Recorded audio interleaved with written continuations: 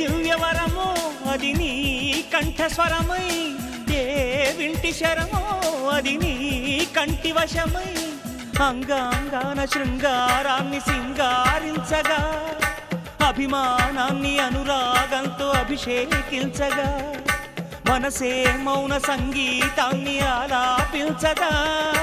వయసే పూల పరుపై నిన్ను ఆహ్వానించదా, ఏ శృతిలో లయమగు తాళం నీవే కన్యకామణి, ఏ సేవలతో నేను మెప్పించాలే మందగామిని. వికాసో చిత్రమా ఎల్లోరా